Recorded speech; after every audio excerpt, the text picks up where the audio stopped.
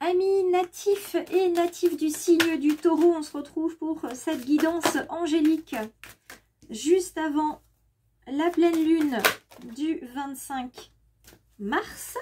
Et on va voir si ça résonne pour vous. Si c'est le cas, je vous invite évidemment à vous abonner et à me suivre plus régulièrement sur les réseaux.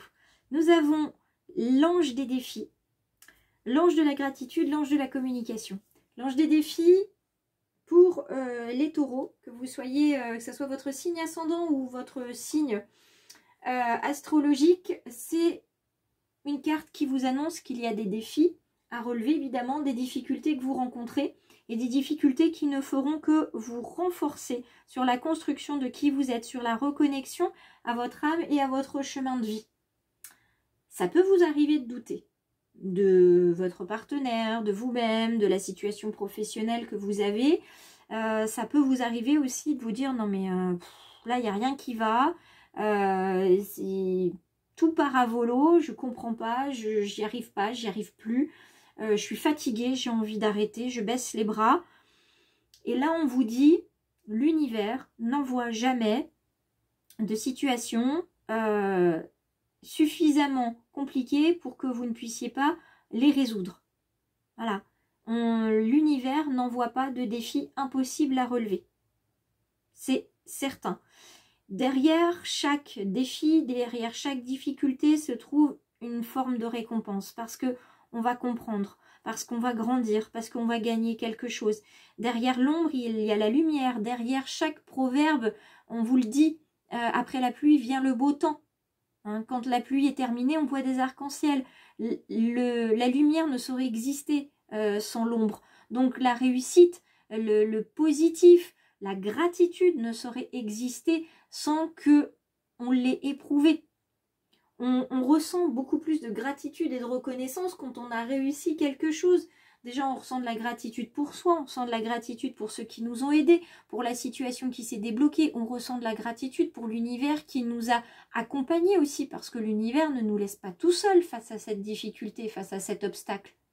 Et s'il en met un devant nous, et qu'il en remet un encore après, et qu'il en remet encore après, qu'on se dit, mais c'est comme le saut de haie en athlée, j'ai à peine le temps de passer un obstacle, une haie, j'ai à peine le temps d'en sauter une, qu'il faut que j'en saute encore une, et encore une, et encore une.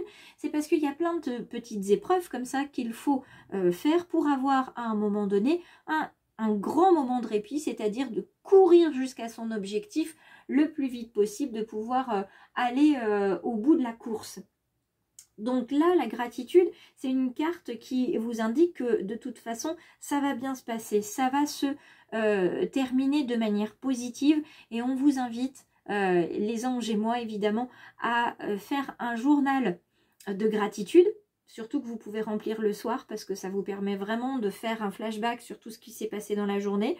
Moi, ce que je fais personnellement, c'est d'écrire des petits mots avec des dates en disant voilà, il s'est passé ça aujourd'hui, tel jour, j'avais ça et ça comme ressenti. Et je mets ça dans un bocal. Et quand je me sens un petit peu moins bien, que je suis triste, que je me sens démunie face à une situation, une personne, eh bien, je rouvre le pot et je sors autant de petits mots que nécessaire. Je me replonge en fait dans cette situation, je me replonge dans l'émotion du moment jusqu'à temps que je me sente finalement reboostée. La carte de la communication que vous avez derrière, elle indique que pour certains, il y a des difficultés à s'exprimer.